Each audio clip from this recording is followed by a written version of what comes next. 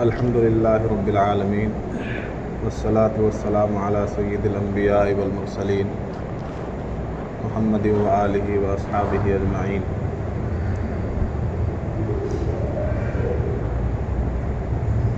اعوذ باللہ من الشیطان الرجیم، بسم اللہ الرحمن الرحیم۔ آج ہم یہ سمجھیں گے کہ قرآن پاک کیا ہے اور قرآن پاک کے ہم لوگوں پر کیا حقوق ہیں، قرآن مجید کا تعارف کیا ہے، اور پھر قرآن پاک کو پڑھنے سے پہلے جو ہم پڑھتے ہیں بسم اللہ شریف، تو بسم اللہ کے فضائل کو بھی جانیں گے۔ قرآن کریم جو یہ کتاب ہے ہم لوگوں کے سامنے، ہم سبھی کے گھروں میں یہ کتاب رکھی رہتی ہے، پہلے ہم اس کتاب کو جان لیں کہ یہ کون سی کتاب ہے۔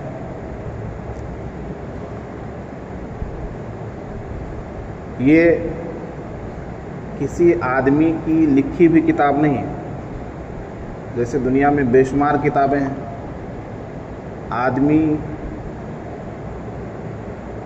اپنے ذہنی اختراع سے، اپنی ذہنی صلاحیت سے، اپنے تجربات سے دنیا میں جو چیزیں وہ دیکھتا ہے یا سیکھتا ہے، ان چیزوں کو جمع کر کے ایک خاکہ تیار کرتا ہے اور پھر اس کو کتابی شکل دے دیتا ہے۔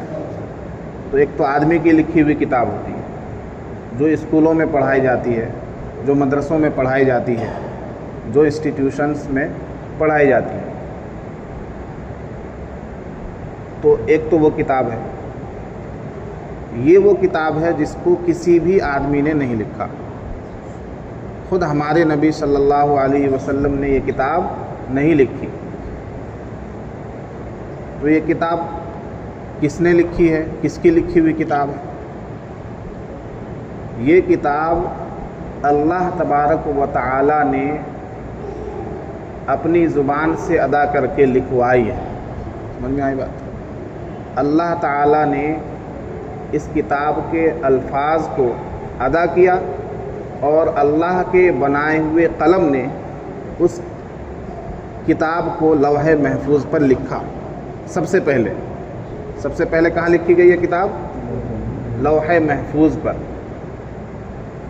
اللہ تعالیٰ نے سب سے پہلی چیز جو بنائی، ساری کائنات کو بنانے سے پہلے سب سے پہلی چیز جو بنائی وہ قلم ہے۔ کیا بنایا؟ قلم۔ کوئی آپ کسی سے معلوم کر سکتے ہیں، کوئی آپ سے معلوم کر سکتا ہے کہ سب سے پہلی چیز اللہ نے کیا بنائی؟ تو قلم بنایا۔ کیا بنایا؟ قلم۔ اس سے بھی ہمیں قلم کی اہمیت کا اندازہ ہوتا ہے، علم کی اہمیت کا اندازہ ہوتا ہے۔ تو اللہ تعالیٰ نے سب سے پہلے قلم کو بنایا، اور پھر قلم کو بنانے کے بعد اللہ تعالیٰ نے قلم سے حکم دیا کہ لکھو۔ قلم نے کہا اے اللہ میں کیا لکھوں؟ تو اللہ نے کہا کہ قیامت تک ہونے والی تمام باتوں کو لکھ دو، یعنی ساری کائنات کی تقدیر لکھ دو، انسانوں کی، جناتوں کی، مخلوقات کی، دریاؤں کی، طوفانوں کی، دنیا میں جو اتار چڑھاؤ آئے گا وہ تمام چیزیں لکھ دو۔ اور قلم نے وہ سارا کچھ لکھ دیا۔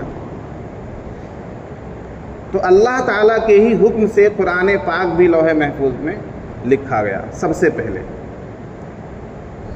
تو یہ وہ کتاب ہے جس کو اللہ تعالیٰ نے اپنی زبان مبارک سے، اللہ تعالیٰ کی شان کے مطابق جو بھی اللہ جس طرح سے بھی ادا کرتا ہے الفاظ کو، اللہ تعالیٰ نے حکم دے کر لوح محفوظ پر یہ کتاب لکھوائی۔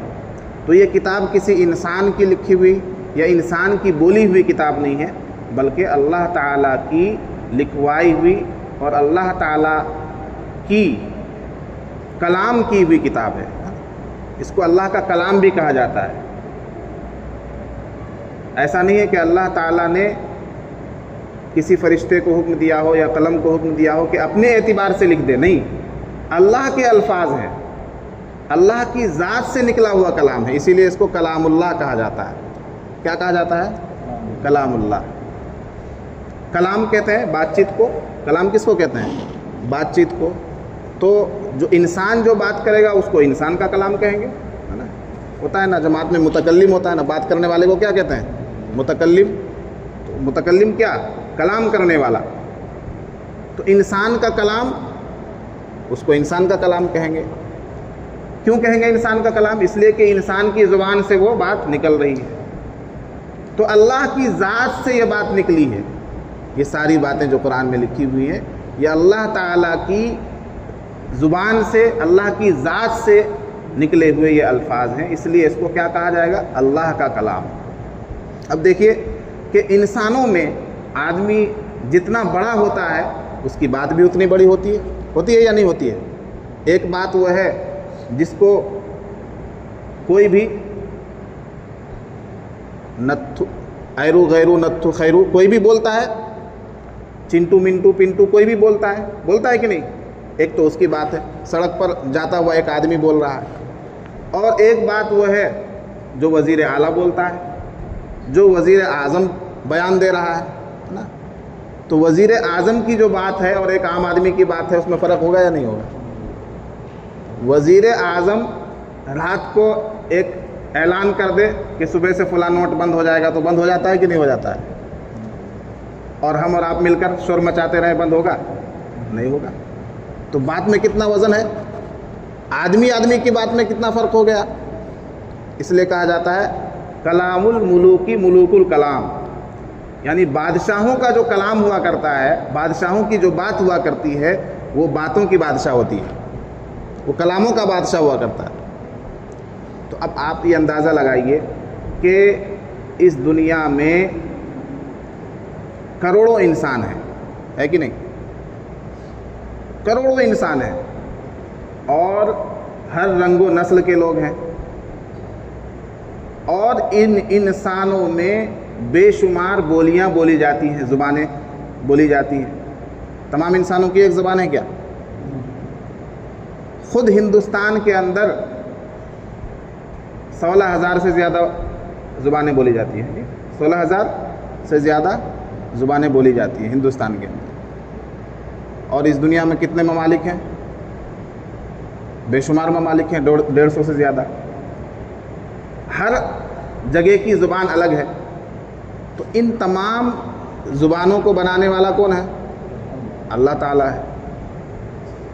اب بتائیے کہ اللہ تعالیٰ کی زبان کیسی ہوگی؟ اللہ تعالیٰ کی بولی اور اللہ تعالیٰ کا لینگویج وہ کیسا ہوگا؟ ظاہر سی بات ہے کہ تمام انسانوں کی بولیوں سے بڑھ کر اللہ کی بولی ہوگی, ہے کہ نہیں؟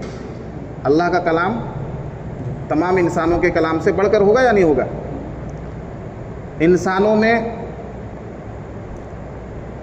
الگ الگ طرح کے لوگ ہیں, اور پھر ساری مخلوقات کی بولیاں ہیں الگ الگ. جانور کی بھی بولی ہوتی ہے, کوے کی بولی الگ ہے, کبوتر کی بولی الگ ہے, ہنس کی بولی الگ ہے, بے شمار جانور ہیں. کچھ جانوروں کی آواز ہمیں اچھی نہیں لگتی اور کچھ جانوروں کی آواز بہت سریلی معلوم ہوتی ہے, لیکن یہ سبھی تسلیم کرتے ہیں کہ انسان سے اچھی آواز کسی کی نہیں ہے. اس لیے کہ انسان کو اللہ تبارک و تعالیٰ نے بولنے کی جو صلاحیت دی ہے وہ سب سے عجیب و غریب ہے, وہ سب سے اعلیٰ ہے, سب سے بڑھ کر ہے. تو اللہ ہی نے تمام مخلوقات کو بولنے کی صلاحیت دی, اور تمام مخلوقات میں اللہ تعالیٰ نے انسان کو افضل بنایا, اشرف بنایا, تو اس کی بولی بھی سب سے نرالی ہے. تو اب اندازہ لگائیے کہ جس خالق کائنات نے اس انسان کو بنایا, اس کی زبان و بیان اور اس کی بولنے کی صلاحیت اور اس کا کلام کس درجے کا ہوگا؟ سب سے اعلیٰ ہوگا یا نہیں ہوگا؟ تو سب سے فصیح اور سب سے, آپ اگر قرآن پاک کی گہرائی میں جائیں گے, قرآن پاک کی جو فصاحت ہے, جو بلاغت ہے, قرآن پاک کا جو لینگویج ہے اور جو لینگویج اسٹائل ہے, اگر اس کو آپ پڑھیں گے تو آپ کو خود تعجب ہوگا کہ کیا ہی عظمت والا قرآن ہے. جس لفظ کو جہاں فٹ ہونا تھا بالکل وہی ہے, بڑا سے بڑا ادیب یعنی زبان کا ماہر آدمی، عربی زبان کا ماہر آدمی، وہ قرآن کو پڑھتا ہے تو حیران رہ جاتا ہے اور یہ کہنے پر مجبور ہو جاتا ہے کہ یہ کسی انسان کا کلام ہو ہی نہیں سکتا۔ عرب میں جس دور میں قرآن پاک نازل ہو رہا تھا، یہ قرآن پاک زبان کا معجزہ ہے۔ ہر نبی کو معجزات دیے گئے نہیں۔ معجزہ کس کو کہتے ہیں؟ معجزہ کس کو کہتے ہیں؟ معجزہ اس کو کہتے ہیں کہ آدمی کی سمجھ میں نہ آئے، جو آدمی کے بس سے باہر جو کام ہو وہ کام کوئی کر دے تو اسے کیا کہیں گے؟ معجزہ کہیں گے۔ کسی کی آنکھ اندھی ہے، دیکھ نہیں سکتا وہ، کسی نے اس کی آنکھ پر ہاتھ رکھ دیا اور وہ بینا ہو جائے، دیکھنے والا ہو جائے، ایسا کوئی کر سکتا ہے؟ ایسا کوئی کر دے تو معجزہ ہے، جو حضرت عیسیٰ علیہ السلام کو عطا کیا گیا تھا۔ حضرت عیسیٰ علیہ السلام اندھے کی آنکھ پر ہاتھ رکھ دیتے تو کیا ہو جاتا تھا؟ وہ بینا ہو جاتا تھا۔ کوڑھ کے مریض کے بدن پر ہاتھ پھیر دیتے تھے تو اس کی بیماری ختم ہو جاتی تھی۔ تو وہ زمانہ تھا طب کا زمانہ، یعنی ڈاکٹری کا زمانہ۔ اس وقت بڑے بڑے ڈاکٹر ہوا کرتے تھے اور اپنی ڈاکٹری پر، اپنی مہارت پر فخر کیا کرتے تھے۔ تو اس لیے اللہ تعالیٰ نے اس وقت، اس زمانے میں جو نبی بھیجا حضرت عیسیٰ علیہ السلام، اس نبی کو یہ معجزہ عطا کیا کہ تم تمام ڈاکٹروں کو فیل کر دو گے۔ یعنی کسی ڈاکٹر کے پاس یہ صلاحیت نہیں ہوگی کہ وہ ہاتھ پھیر کر اندھے کو ٹھیک کر دے، ہاتھ پھیر کر کوڑھ کے مریض کو ٹھیک کر دے، حتیٰ کہ مردے کو زندہ کر دے اللہ کے حکم سے، ہے نا۔ حضرت عیسیٰ قبر میں جا کر کہتے تھے تم باذن اللہ، اللہ کے حکم سے کیا ہو جا، کھڑا ہو جا، تو کھڑا ہو جاتا تھا۔ کوئی ڈاکٹر کر سکتا ہے پوری دنیا میں؟ نہیں کر سکتا ہے۔ تو جس زمانے میں اللہ تعالیٰ نے جو نبی بھیجا، اس زمانے کے اعتبار سے اس نبی کو معجزات عطا کی۔ جیسے حضرت موسیٰ علیہ السلام کے دور میں جادو کا زمانہ تھا۔ کون سا زمانہ تھا؟ جادو کا۔ بڑے بڑے جادوگر ہوا کرتے تھے اور وہ سال میں جو ہے ایک میلہ لگتا تھا جس میں ہر آدمی اپنا جادو دکھایا کرتا تھا۔ سارے جادوگر جمع ہو جاتے تھے اور اپنے اپنے جادوؤں کا مظاہرہ کیا کرتے تھے۔ ایک جادوگر کے بارے میں لکھا کہ وہ ایک پیڑ لگاتا تھا اور کہتا تھا اس پیڑ کی چھاؤں میں، پیڑ کی چھائیں ہوتی ہے، پیڑ کا سایہ ہوتا ہے درخت کا اگر اس کے پتے گھنے ہوں، تو وہ کہتا تھا اس درخت کے سائے میں جتنے بھی لوگ آئیں گے اس کا سایہ بڑھتا چلا جائے گا۔ اور ایسا ہوتا تھا، لوگ آ کر اس کے سائے میں بیٹھتے تھے تو 100 لوگ، 200، 500، جیسے جیسے لوگ بڑھتے رہتے تھے اس کی ٹہنیاں بھی دور تک پھیلتی جاتی تھی۔ اس پیڑ کی ٹہنیاں درخت کی شاخیں اور لمبی ہوتی چلی جاتی تھی، یہاں تک کہ ہزاروں لوگ اس کے سائے میں آ جاتے تھے۔ تو اتنے بڑے بڑے جادوگر تھے۔ اللہ تعالیٰ نے کس نبی کو بھیجا؟ حضرت موسیٰ علیہ السلام کو۔ اور کیا معجزہ عطا کیا؟ جادو والا معجزہ عطا کیا، عصا دے دیا، ہے نا۔ عصا کہتے ہیں ہاتھ میں لے کر جو لوگ چلتے ہیں، بوڑھے لوگ ہاتھ میں لے کر ڈنڈا چلتے ہیں نا، اس کو عصا کہتے ہیں۔ تو عصا دیا ایسا کہ تمام جادوگروں کا جادو اس عصا کے سامنے ہیج، بیکار اور کمزور معلوم ہونے لگا۔ تمام جادوگروں نے، جب جادوگروں کا مجمع لگا، حضرت موسیٰ علیہ السلام بھی وہاں تھے، تو تمام جادوگروں نے کہا کہ تم اپنا جادو دکھاؤ۔ حضرت موسیٰ نے کہا تم دکھاؤ۔ تو تمام جادوگروں نے اپنا اپنا کرتب دکھایا۔ کسی نے رسی پھینک دی، سانپ بن گیا، کسی نے لاٹھی پھینک دی، سانپ بن گیا، کسی نے کوئی رومال ڈال دیا۔ تو سب نے الگ الگ طرح کے جانور بنا دیے، کسی نے بچھو بنا دیا، کسی نے نیولا بنا دیا، کسی نے بڑا سانپ بنا دیا، کسی نے چھوٹا سانپ بنا دیا۔ تو ان تمام لوگوں کے اس جادو کو دیکھ کر حضرت موسیٰ علیہ السلام تھوڑے سے سہمے۔ اللہ تعالیٰ نے کہا گھبرانے کی ضرورت نہیں ہے، تم بھی اپنے عصا کو ڈال دو، اپنی لاٹھی کو ان لوگوں کے سامنے ڈال دو۔ حضرت موسیٰ علیہ السلام نے جیسے ہی لاٹھی پھینکی، ان تمام سانپوں سے بڑا سانپ بن گیا۔ اتنا بڑا سانپ بن گیا کہ وہ سارے جادوگر ڈر گئے، اور اس سانپ نے ان تمام جانوروں کو، تمام سانپوں کو نگل لیا، کھا لیا۔ تو سب کا جادو ختم ہو گیا کہ نہیں ہو گیا؟ تو اللہ تعالیٰ نے جس زمانے میں جس نبی کو بھیجا، اس زمانے کے اعتبار سے اس کو کیا عطا کیا؟ کیا عطا کیا؟ معجزہ عطا کیا ہے نا، جس سے آدمی کی عقل حیران رہ جائے۔ نبی پاک صلی اللہ علیہ وسلم، ہمارے نبی جس زمانے میں آئے اس وقت زبان دانی کا دور تھا۔ کون سا دور تھا؟ زبان دانی کا۔ بڑے بڑے ادیب، زبان کے ماہر، عربی زبان کے ماہر، اپنی شاعری پر، اپنے ادب پر، اپنی بولی پر، اپنی فصاحت پر، اپنی شاعری پر، اپنی بلاغت پر وہ فخر کیا کرتے تھے کہ مجھ سے بڑھیا بات کوئی نہیں کر سکتا، مجھ سے اچھا جملہ کوئی نہیں لکھ سکتا، مجھ سے اچھی کتاب کوئی نہیں لکھ سکتا، مجھ سے اچھی شاعری کوئی نہیں کر سکتا۔ ایسے ایسے لوگ تھے۔ اللہ تعالیٰ نے نبی پاک صلی اللہ علیہ وسلم پر جو یہ قرآن نازل فرمایا، یہ قرآن معجزے کے طور پر نازل فرمایا۔ جب اس قرآن کو ان عرب کے فصحاء اور بلغاء نے سنا، بڑے بڑے زبان کے ماہرین نے جب اس قرآن کو سنا، تو وہ یہ کہنے پر مجبور ہو گئے کہ یہ کسی انسان کا نہیں ہو سکتا، یہ ضرور کسی اور جگہ سے آیا ہوا کلام ہے۔ تو بتائیے، جو اس وقت کے سب سے بڑے ماہر تھے، زبان کے جاننے والے، انہوں نے تسلیم کیا یا نہیں کیا اس کو؟ خود انہوں نے تسلیم کیا۔ جو جس فن میں ماہر ہو، ماسٹر کو اگر کسان آدمی کہے کہ ہاں یہ بہت اچھا ماسٹر ہے، پڑھانے والا کوئی ماسٹر ہو اور اس کو جو ہے کھیتی کرنے والا آدمی کہے کہ یہ تو بہت اچھا ماسٹر، بہت اچھا پڑھاتا ہے، تو اس کی بات کا اعتبار ہوگا؟ وہ دیکھا ہے کہ کیسے پڑھاتا ہے نہیں پڑھاتا ہے۔ کوئی دوسرا ماسٹر کہے کہ بھائی یہ صحیح ٹیچر ہے، اچھا پڑھاتا ہے، تب مانا جائے گا کہ ہاں، تبھی مانا جائے گا نا۔ تو جس فن کا جو جاننے والا ہو وہ خود کہے، ڈاکٹر صاحب کسی ڈاکٹر کے بارے میں اگر کہیں کہ وہ اچھا ڈاکٹر ہے تو مانی جائے گی بات، کیونکہ ڈاکٹر صاحب خود اس فن کے آدمی ہیں۔ اور اگر کوئی ایسی عام آدمی کہہ دے کہ نہیں وہ فلاں اچھا ڈاکٹر ہے، اس کی بات میں اتنی وزن نہیں ہوگی۔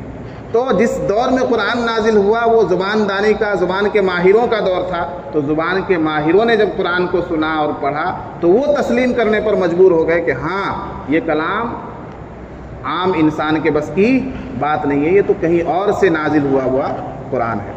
سمجھ میں آئی بات؟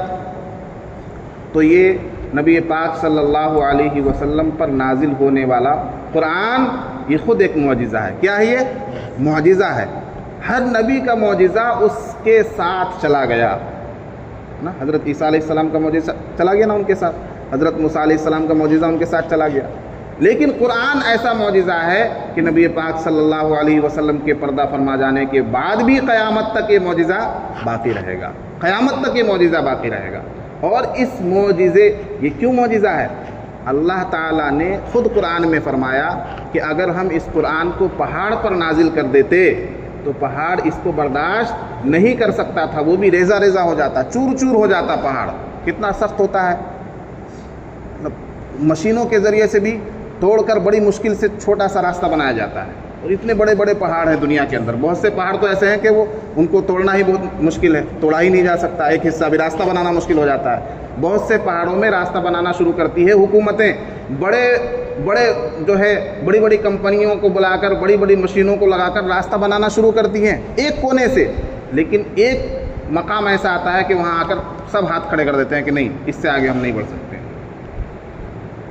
تو اس پہاڑ کے بارے میں اللہ تعالیٰ فرما رہا ہے کہ اس قرآن کو اگر پہاڑوں پر نازل کر دیا جاتا تو وہ چور چور ہو جاتا، اتنا وزنی ہے یہ قرآن۔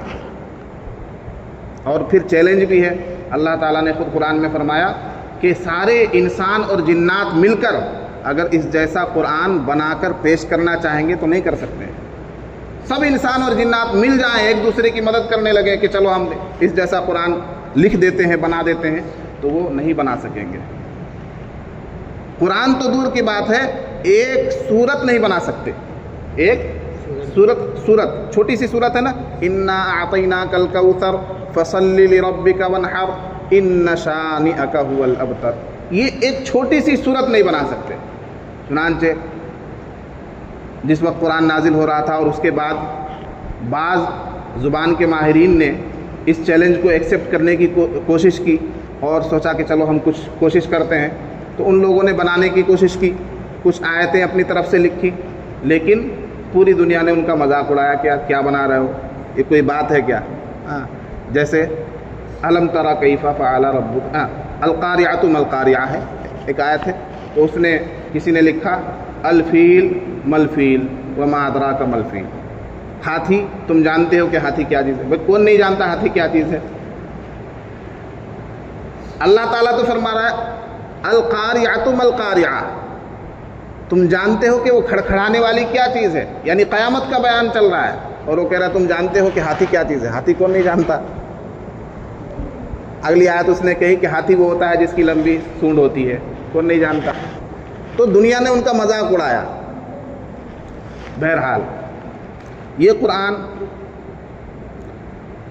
क्या है, ये बात चल रही थी ना कि कुरान का इंट्रोडक्शन हो जाए, कुरान का तारुफ हो जाए, कुरान क्या है। तो मैंने एक बात बताई कि कुरान अल्लाह ताला की ज़ात से निकला हुआ क्या है, कलाम है, जो सबसे पहले कहाँ लिखा गया, लौहे महफूज पर लिखा गया। ठीक है, कुरान पाक लौहे महफूज से नबी पाक सल्लल्लाहु अलैहि वसल्लम के सीने पर नाजिल हुआ कि नहीं हुआ। कैसे नाजिल हुआ, कैसे नाजिल हुआ। कुरान पाक को अल्लाह तबारक व तआला ने लौहे महफूज से आसमान दुनिया पर, दुनिया वाला जो आसमान है, इस पर एक मरतबा में नाजिल कर दिया, एक मरतबा में नाजिल कर दिया। किसके ज़रिए नाजिल किया, हज़रत जिब्रील अलैहिस्सलातु वस्सलाम के ज़रिए। कुरान को नाजिल करने वाला फरिश्ता कौन है, यानी कुरान किसके पास है, अल्लाह के पास, और लाना किसके पास है, नबी के पास। बीच में कोई कनेक्शन होना चाहिए ना, कोई ज़रिया होना चाहिए, तो वो ज़रिया कौन है, हज़रत जिब्रील अलैहिस्सलातु वस्सलाम। 4 बड़े फरिश्ते हैं, कितने हैं, 4 बड़े फरिश्ते हैं। उनमें सबसे अफजल फरिश्ता कौन है, हज़रत जिब्रील अलैहिस्सलातु वस्सलाम, जिनका काम तमाम नबियों के पास अल्लाह का पैगाम पहुंचाना है। क्या काम है हज़रत जिब्रील का, जितने भी नबी आए इस दुनिया में, अब तो नबी नहीं आएगा, आखिरी नबी हमारे नबी थे हज़रत मोहम्मद सल्लल्लाहु अलैहि वसल्लम, तो हज़रत जिब्रील अलैहिस्सलाम का काम था कि अल्लाह का पैगाम किसके पास पहुंचाना, नबी के पास पहुंचाना। तो कुरान अल्लाह के पास है, अल्लाह के पास से नबी के पास लाना है, तो काम किसका है, ये हज़रत जिब्रील अलैहिस्सलातु वस्सलाम का। तो एक मरतबा में तो पूरा कुरान लौहे महफूज से उतर कर आसमान दुनिया पर आ गया, जिसका जिक्र है कुरान में, इन्ना अनज़लनाहु फ़ी लैलतिल क़द्र, हमने कुरान को लैलतुल क़द्र में, यानी शब क़द्र में, जो रमज़ान की शब क़द्र होती है ना, शब क़द्र जिसमें हम लोग जागते हैं, तो हमने कुरान को शब क़द्र में नाजिल किया। शहरु रमज़ान अल्लज़ी उनज़िल फ़ीहिल कुरान, रमज़ान का महीना है जिसमें कुरान नाजिल किया गया। तो एक मरतबा में जो कुरान नाजिल हुआ है लौहे महफूज से आसमान दुनिया पर, ये रमज़ान का महीना था और शब क़द्र थी, एक मरतबा पूरा कुरान नाजिल हुआ। अब आसमान दुनिया से नबी पाक सल्लल्लाहु अलैहि वसल्लम के पास जो ये कुरान आया, ये एक मरतबा में नहीं आया, ये सैकड़ों मरतबा आया। एक एक आयत, एक एक सूरत, चंद चंद आयतें, यानी जिस मौके पर जिन आयतों की ज़रूरत पेश आई, हज़रत जिब्रील अलैहिस्सलातु वस्सलाम को हुक्म हुआ, अल्लाह ताला के हुक्म से वो उस आयत को लेकर नबी पाक सल्लल्लाहु अलैहि वसल्लम के पास पहुंच गए। नबी पाक सल्लल्लाहु अलैहि वसल्लम ने उस आयत को सुना और उसको याद कर लिया और फिर सहाबा किराम को बुलाकर लिखवा दिया। ये नबी पाक सल्लल्लाहु अलैहि वसल्लम के ज़माने में ही लिखा गया था। बहुत से लोग ये गलतफहमी फैलाते हैं कि ये कुरान तो सीना बसीना ही आया है और लिखा नहीं गया था। नबी पाक सल्लल्लाहु अलैहि वसल्लम ने ख़ुद अपने ज़माने में कुरान पाक की एक एक आयत लिखवा दी थी।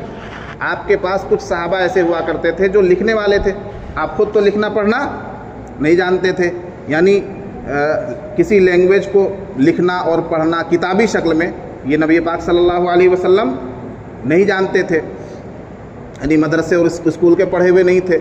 लेकिन आप ऐसे मुअल्लिम थे कि ख़ुद अल्लाह ताला ने आपको पढ़ाया। अल्लाह ताला कौन है, आपका मुअल्लिम है। और ख़ुद नबी पाक सल्लल्लाहु अलैहि वसल्लम ने फरमाया कि मैं मुअल्लिम हूँ, इन्नमा बुइस्तु मुअल्लिमन, मैं मुअल्लिम बनाकर भेजा गया हूँ। तो जो ऐसा मुअल्लिम हो जो सारी कायनात को पढ़ाने के लिए आया हो, उसको किसी से पढ़ने की ज़रूरत है? उसको पढ़ने की ज़रूरत ही नहीं है।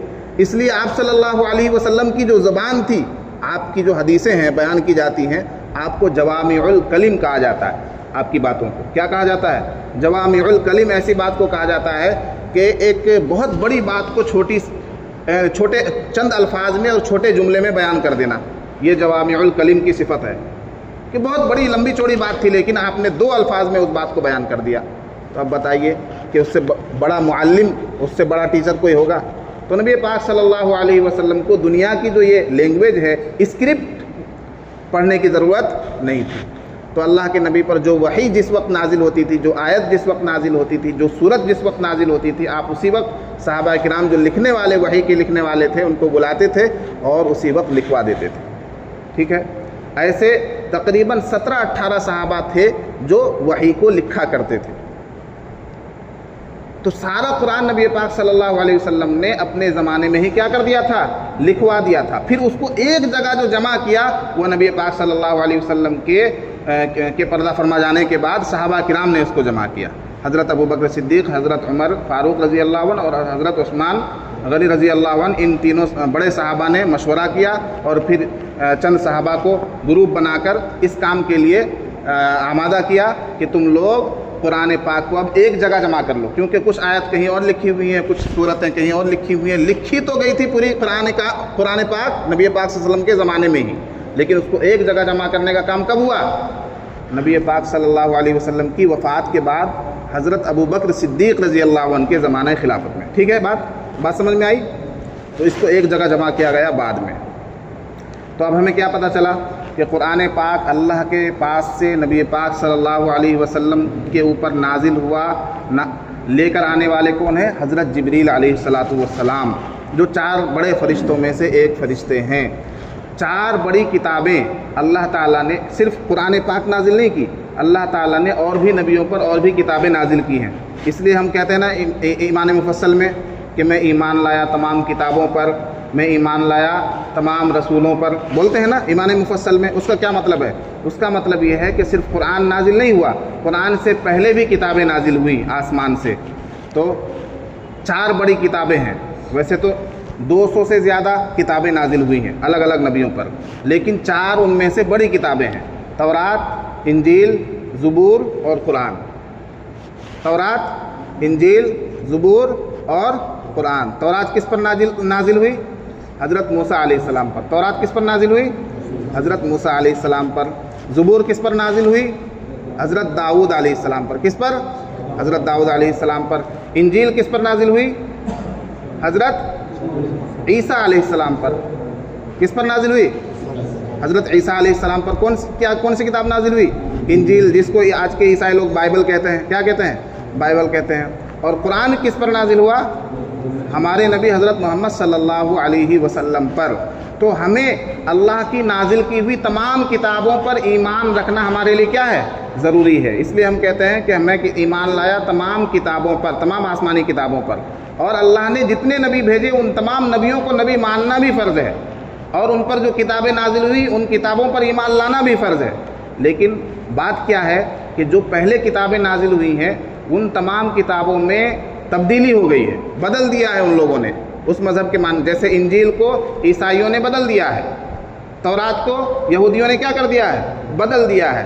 زبور کتاب جو ہے وہ بدل دی گئی ہے، لیکن قرآن اپنی اصل شکل میں ہے اور قیامت تک اپنی اصل شکل میں باقی رہے گی. جیسے نازل ہوا تھا یہ کلام اللہ، یہ کتاب جس طرح سے نازل ہوئی تھی، جتنے حروف کے ساتھ، جتنے نقطوں کے ساتھ، جتنے الفاظ کے ساتھ، جہاں زبر زیر پیش، اسی طرح سے قیامت تک یہ کتاب کیا رہے گی؟ باقی رہے گی. اس کی حفاظت کا ذمہ خود اللہ تعالیٰ نے لیا ہے. ٹھیک ہے. تو دوسری کتابوں پر جو ہمارا ایمان ہے وہ اپنی اصل شکل میں جس طرح نازل ہوئی تھی اس پر ایمان ہے. سمجھ میں آئی بات؟ ٹھیک ہے. یہودی کیوں گمراہ ہیں؟ عیسائی کیوں گمراہ ہیں؟ اس لیے کہ وہ اپنی کتاب پر تو ایمان رکھتے ہیں جس کو انہوں نے خود بدل دیا ہے، لیکن آخری کتاب پر ایمان نہیں رکھتے. اور ہم کیوں پورے ایمان والے ہیں، مکمل پکے ایمان والے؟ کیونکہ ہم اللہ کی آخری کتاب پر بھی ایمان رکھتے ہیں اور اس سے پہلے جو کتابیں نازل ہوئی اس پر بھی ہم ایمان رکھتے ہیں. تو بات سمجھ میں آئی کہ 4 بڑی کتابیں ہیں. ان میں کیا ہے؟ سب سے بڑی کتاب، سب سے افضل کتاب کون سی ہے؟ قرآن پاک، جو تبدیل نہیں کی گئی اور نہ قیامت تک تبدیل کی جا سکتی ہے. قرآن میں قیامت تک کوئی بدلاؤ نہیں ہو سکتا ہے. قول خدا، ارشاد نبی، فرمان نہ بدلا جائے گا، بدلے گا زمانہ لاکھ مگر قرآن نہ بدلا جائے گا. سمجھ میں آگے بات؟ اب قرآن کے ہم پر کچھ حقوق ہیں. قرآن کا ہم لوگوں پر، ایمان والوں پر، مسلمانوں پر کچھ حق ہے. پہلا حق قرآن پر کا کیا ہے ہم پر؟ کہ ہم اس پر ایمان لائیں. اس پر ایمان لائیں. قرآن پر ایمان لانے کا مطلب کیا ہے؟ کہ قرآن میں لکھا ہوا ایک ایک لفظ بالکل صادق اور سچا ہے. قرآن میں نازل ہونے والا ایک ایک لفظ کیا ہے؟ بالکل سچا ہے. ایک ایک بات قرآن کی کیا ہے؟ سچی ہے، یہ ہمارا یقین ہونا چاہیے۔ نمبر 1 قرآن پر کیا کرنا؟ ایمان لانا۔ نمبر 2 قرآن کو پڑھنا۔ نمبر 2 قرآن کو پڑھنا، یہ بھی قرآن کا ہم پر حق ہے، پڑھنا نہیں آتا تو پڑھنا سیکھنا۔ نمبر 3 قرآن کو سمجھنا۔ نمبر 3 قرآن کو سمجھنا، یہ بھی قرآن کا ہم پر حق ہے۔ کوئی ایسا آدمی دیکھا جس کے پاس خط آیا ہو اور وہ اس کو سمجھے بغیر جو ہے پڑھ رہا ہو؟ اگر انگلش میں خط آیا آپ کے پاس، آپ انگلش نہیں جانتے تو انگلش جاننے والے کے پاس جائیں گے کہ بھائی ہم کو یہ بات سمجھا دو، ہے نا؟ تو تیسرا حق قرآن کا کیا ہے ہم پر؟ کہ ہم قرآن کو سمجھیں۔ چوتھا حق ہمارا قرآن کا چوتھا حق ہم پر یہ ہے کہ ہم قرآن پر عمل کریں، قرآن کے احکامات پر کیا کریں؟ عمل کریں۔ کیا کریں؟ قرآن میں جو احکامات نازل ہوئے ہیں اس پر کیا کریں؟ ہم عمل کریں۔ اور پانچواں حق قرآن کا ہم لوگوں پر یہ ہے، مسلمانوں پر، کہ ہم اس کے پیغام کو، قرآن کے پیغام کو عام کریں، دوسروں تک پہنچائیں۔ سمجھ میں آئی بات؟ تو ہم جو یہ کام کر رہے ہیں قرآن پاک کے سمجھنے کا، جو ہم یہ سلسلہ شروع کر رہے ہیں، تو گویا کہ اس میں پانچوں حق آ گیا انشاءاللہ۔ پانچوں حق آیا کہ نہیں؟ اب دیکھیے حدیث میں آیا ہے کہ خیر کی طرف بلانے والا، بھلائی کی طرف بلانے والا ایسا ہی ہے جیسا کہ بھلائی کرنے والا۔ مقولہ تو یہ مشہور ہے، الدال علی الخیر کفاعلہ، خیر کی طرف رہنمائی کرنے والا ایسا ہی ہے جیسا کہ خیر کے کام کو کرنے والا۔ اور مسلم کی روایت کے الفاظ اس سے الگ ہیں، اس میں ہے لہو مثل اجر فاعلہ، لہو مثل اجر فاعلہ، کہ اس کے لیے جو خیر کی طرف بلائے اس کے لیے ایسا ہی اجر ہے جیسا کہ خیر کا کام کرنے والا۔ یعنی کہ جیسے مولانا اور ہم مل کر قرآن پاک کی تفسیر شروع کر رہے ہیں نا، اب آپ حضرات اس تفسیر میں شامل ہوں گے تو آپ حضرات کو ثواب ملے گا کہ نہیں ملے گا؟ ایک آدمی کو اور اگر ساتھ لے کر آئیں گے آپ تو اس کو سننے کا جتنا ثواب ملے گا اتنا ہی ثواب آپ کو بھی ملے گا اس کے بدلے، اور اس کے ثواب میں کوئی کمی نہیں آئے گی۔ تو ہم کوشش کیا کریں کہ ہر ہفتے ایک ایک آدمی کو ہم لے کر آئیں، اضافہ کریں، تاکہ ہمارے ثواب میں کیا ہو؟ بڑھوتری ہو۔ کریں گے انشاءاللہ۔ امام صاحب سے بھی درخواست ہے کہ مدرسے کے طلباء کو بھی۔ تو ہم لوگ انشاءاللہ تو قرآن کے تعارف میں ہی پورا وقت چلا گیا، آئندہ ہفتے ہم انشاءاللہ بسم اللہ الرحمن الرحیم کی تفسیر کریں گے، ٹھیک ہے؟ بسم اللہ الرحمن الرحیم میں کیا کیا قیمتی خزانے ہیں اس کو ہم اگلے ہفتے سمجھیں گے انشاءاللہ، ٹھیک ہے؟ بہت بڑا خزانہ ہے یہ بسم اللہ الرحمن الرحیم، بہت بڑا خزانہ ہے انشاءاللہ۔ آئندہ ہفتے ہم اس خزانے کو انشاءاللہ آپ کے سامنے کھول دیں گے، ٹھیک ہے؟ اللہ تعالیٰ عمل کی توفیق میں رحمت فرمائے۔ اور جو ہم نے ایک نیک کام کا آغاز کیا ہے، سبھی حضرات دعا کریں کہ اللہ تعالیٰ اس کو پایۂ تکمیل تک پہنچائے، ٹھیک ہے؟ ہاں، اور زیادہ سے زیادہ لوگوں کو اس میں حصہ لینے کی، شرکت کرنے کی اللہ تعالیٰ توفیق عطا فرمائے۔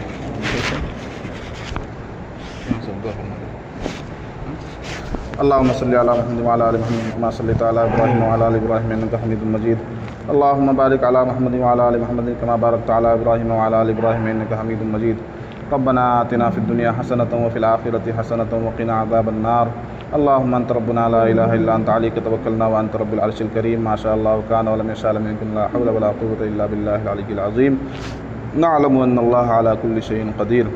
اللہم انت ربنا لا الہ الا انت علیک توکلنا وانت رب العرش الکریم۔ الہ العالمین، ہمارے گناہوں کو معاف فرما، ہماری خطاؤں سے درگزر فرما۔ یا اللہ، ہم اقراری مجرم ہیں، یا اللہ ہمارے تمام لغزشات کو معاف فرما، ہماری سیئات کو معاف فرما، سیئات کو حسنات سے مبدل فرما۔ یا اللہ ہماری تمام نیکیوں کو قبول فرما، یہاں بیٹھنے کو قبول فرما، تیرے کلام اللہ کے لیے، تیرے قرآن کے لیے اور تیرے پاک کلام کو سننے کے لیے ہم لوگ یہاں بیٹھے ہیں، جس کے ایک ایک حرف میں 10 نیکیاں ہیں۔ یا اللہ ہمیں تمام نیکیاں عطا فرما۔ یا اللہ ہم نے سننے کا آغاز کیا ہے، پڑھنے کا، سمجھنے کا آغاز کیا ہے، یا اللہ اس کو آخر تک ہمیں سمجھنے کی توفیق عطا فرما۔ یا اللہ پورے قرآن کی دولت کو یا اللہ ہمارے سینوں میں پیوست فرما اور ہمیں قرآن کا داعی بنا۔ الہ العالمین، ہماری نسلوں کو قرآن کا داعی بنا۔ یا اللہ ہماری نسلوں کو قرآن کا حافظ بنا، قرآن کا عالم بنا، قرآن کا داعی بنا۔ الہ العالمین، ہمیں قرآن پاک کے حقوق کو ادا کرنے کی توفیق عطا فرما۔ قرآن پاک کے جتنے ہم پر حق ہیں یا اللہ ہر حق کو ادا کرنے کی توفیق عطا فرما۔ یا اللہ جن لوگوں نے بھی اس میں دلچسپی لی ہے، یہ دلچسپی دکھائی ہے، یا اللہ ان کو ان کے ساتھ نصرت کا مدد کا معاملہ فرما۔ یا اللہ ہمیں اور بھی زیادہ شوق سے ذوق سے یہ سمجھ کر کہ یہ میرے محبوب رب کا کلام ہے، یہ میرے اللہ کا کلام ہے، یا اللہ شوق کے ساتھ ہمیں اس تفسیری عمل میں شرکت کرنے کی توفیق عطا فرما۔ یا اللہ ہمارے احباب کو بھی یہاں پہنچ کر تفسیر میں حصہ لینے کی توفیق عطا فرما۔ الہ العالمین ہماری دعاؤں کو اپنے فضل و کرم سے قبول فرما، اور ہماری تمام نیک تمناؤں کو، جتنے بھی لوگ یہاں بیٹھے ہوئے ہیں سب کی دعاؤں کو، سب کے دل کے حاجات کو یا اللہ قبول فرما۔ صلی اللہ تعالی علی خیر خلقہ محمد و آلہ و اصحابہ اجمعین برحمتک یا ارحم الراحمین۔